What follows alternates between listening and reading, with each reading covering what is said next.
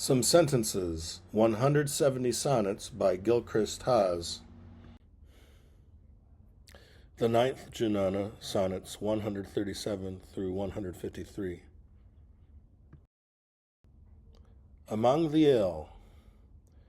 The illnesses we drag around through life remind us that we are merely human. They cause us to wrest peace from daily strife, to focus on self-care which they help illumine. When sick, I'm reduced to a single smudge of uselessness, a gray, pathetic stain. I wait for a kick from my wife to nudge me out of my torpor, but mostly she won't deign. I pine for something better beginning, in the words of Ray Davies and the Kinks. I hardly care that my hair is thinning, but Mama don't let me be sick no more. It stinks. It's humbling having to swallow that pill, that we all get to count ourselves among the ill. Sister, hold steady. Art frequently awaits a change of shade. The last utterance is now in the books and bears that look of something newly made. The poet pokes around for other looks, but the time isn't right yet, it would seem. There hasn't taken place that crucial shift of weather, current events, color scheme, or upwind to create that certain lift that will generate a poetic act. And so you must be ready and waiting in strict observance of noetic tact, which shuns premature joy and elating when the Darstellung is not yet ready. Said the first muse to Sappho, "Sister, hold steady."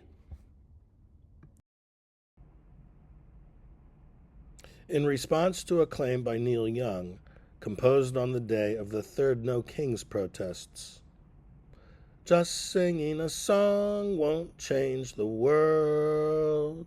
True, an essential motif of modern art, but it reflects a limited world view, a narrow take on change, at least in part. For everything we do amounts to change. Indeed, the world's the sum of our changes, rapid, microcosmic, incremental adjustments and shifts, worked by the vast range of parts from our brains to our phalanges. Custodians of corporal rental, intelligence doled out in human form. Millennia of fumbling and caprice, reason and progress, error and hubris. This cycle includes a recurrent beast whose time is now. Once again, we must get through this. On Faux Iconoclasm and Emily's Nobody. I'm nobody, who are you? Emily Dickinson. We shouldn't take anything for granted, though we all do, and there's no way not to. Those elders whom we think we've supplanted, honor them completely, that's my motto. We fashion ourselves iconoclastic and brew it our superiority. Our contumely is knee-jerk and spastic, and signals cramped interiority, confinement within our own flatulence. Time to get out and breathe some healthy air, exercise, and question that fattened sense of self we fancy lends us style and flair. Emily deemed identity overrated and found her inner nobody better traded. Your genie within. Everyone's born with a genie within. You too, but you may have not found it yet. It's like that proverbial haystack pin. You'll mount and dig and sneeze and fret.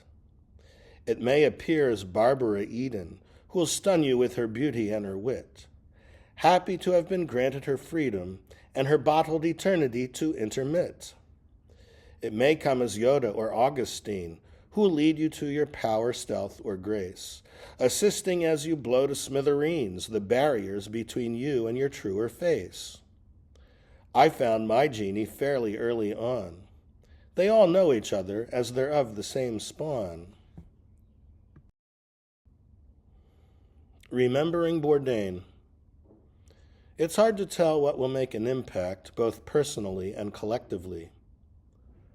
Will what we've introduced become a fact, as if it took place ineluctably?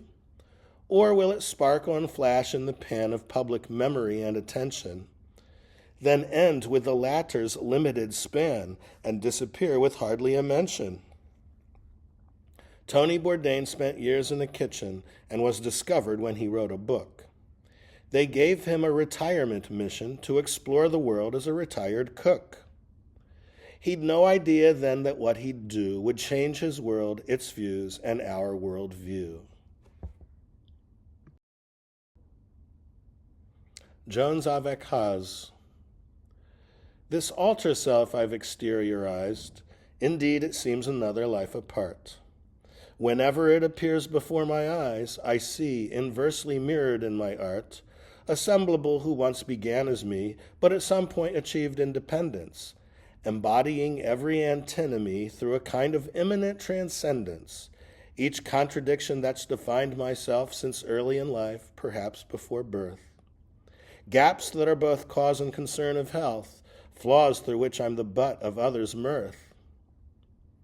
When I ponder my bones, I often pause and think, are they Jones or do they belong to Haz? On humor, truth, and caustic clarity. We all need moments of hilarity. In fact, I depend on my daily laugh. They provide us with caustic clarity, whether through pratfall or an accidental gaffe. Some folks are born with no sense of humor. They're unable to tell or take a joke. You wonder if they're prey to a tumor or broken funny bones slung within a darkened cloak. I know a bunch who are quite literal and can't communicate by gist or trope. Strict denotation is their pinnacle, and the right side of their brain is beyond all hope. But the truth is that truth's quite as funny as Trump's name and face on American money.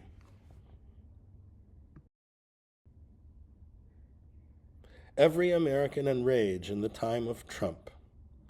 I'll be every American today. I sure don't want no goddamn Epstein war. Billions squandered while our systems decay, and tact and diplomacy now the stuff of lore. I'm every non-MAGA American who's seen clear enough not to have been duped by this atrocious orange ferryman, who scooted us through hell's gates while Cerberus pooped. I'll script out my own morality play with characters named after abstractions, like Pete Pugilismus and Don DK and their icy debutante, Blondie redactions. Some dramatist will tweak it for the stage, though catharsis will only serve to fuel our rage. Alternative ending. Some dramatist will tweak it for the stage. It'll play at Trump Lincoln Center to Trump's rage.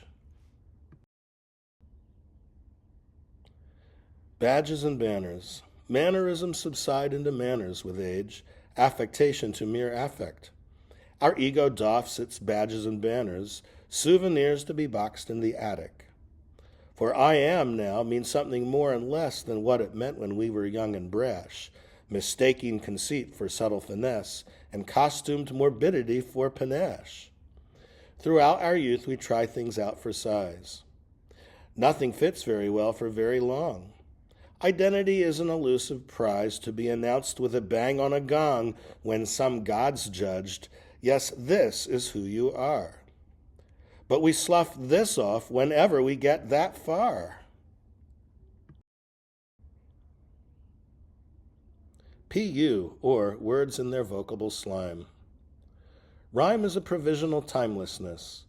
The number of rhymes we've generated for It's True, the weakest and the finest, by rock star bards and by venerated poets like Shelley, the Brownings, and Frost, seems endless, though meanings are repeated.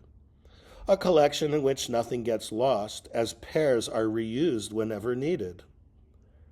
A provisional timelessness is rhyme, a claim I'm repeating in inversion. It preserves words in their vocable slime, functioning as cologne and detergent. I wrote this poem in a jiffy, it's true. Its aroma's nice, though some of you'll say, P.U. With bated breath, or trumped again and again. There are rumors that he's on his last legs.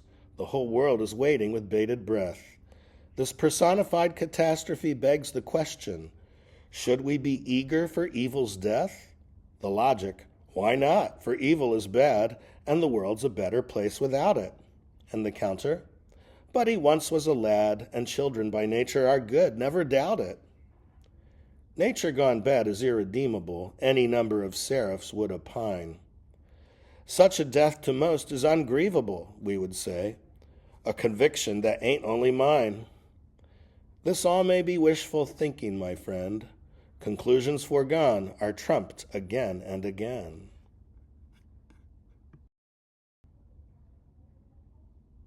Wordless Raga. So many notions my head may explode. I need 5 dupled feet to slow me down. This frenetic energy may corrode my ability to copulate sense with sound. There's only so much news that I can take before I stamp my foot, cry, "Hold, enough!" then retire for good to a northern lake and write sonnets about wrens and bluebells and stuff. And it's not that I blame Wordsworth for that. At some point he felt compelled to retrench and hide from every high romantic prat who hoped to unseat him from his exalted bench. Now don't think I'm threatening to go full MAGA. I'll stitch my complaints into a wordless raga. A century and a half. Each 10th item or so should be a gag, just like a fugue in some sequence by Bach. It should stick out from the whole like a flag, a sore thumb, a post, a rendezvous rock. Some might be given to titular play. Titles here are subject to removal. Or this one, a century and a half. One might serve as calligram or cachet, poet's stamp of his own self-approval. Maybe a hidden correlation graph. Some cut-up nonsense a la Bill Burroughs can serve as a fun and healthy reset.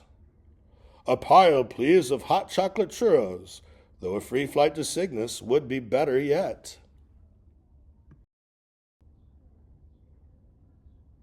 Inscribed within our verse. You position yourself as conduit for energies of language in the day. There's got to be someone who will do it, despite our era's commotion and disarray. An anguish that's prolonged and specific, for every age is troubled, as we know. It's only potentially horrific, but potential for horror seems to grow and grow. Between rich and poor, the gap's enormous. Billionaires threaten to swallow us whole. Propaganda outlets have deformed us, and our morality is one of shallow soul. There needs to be inscribed within our verse some action plan for humanity to rehearse. The Peppery Soul Seed of Anthony Kiedis. The Hollywood Hills pre-selected me to rock them sideways with my saber tooth, with tall Hillel and our bass brother Flea, who were assigned the high labor of 80s youth. L.A. demanded our vigor and spunk, and city youths know just what cities need. From scrapyards of 70s rock and funk, we concocted a jam or paste of soul and seed. 40 years later, we're still going strong and fill arenas like back in the day. I've still got a voice and can sing each song we manage to coax from this jam each time we play. Who knew then, Gen Xers, how much we'd still need this? The Peppery Soul Seed of Anthony Kiedis.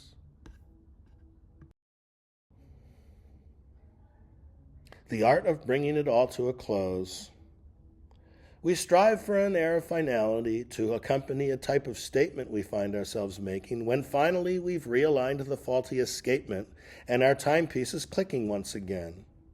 For we've integrated that risk we took when we opened a new pathway back when, questioning ourselves, unsure of our luck. And now we've successfully reached the end, which we know is a new beginning too. Yes, finality is our faithful friend, closing the old, yet opening the new. An aesthetic of its own, I suppose, this art of bringing it all to a happy close. And that was some sentences, 170 sonnets by Gilchrist Haas, the 9th Junana, sonnets 137 through 153.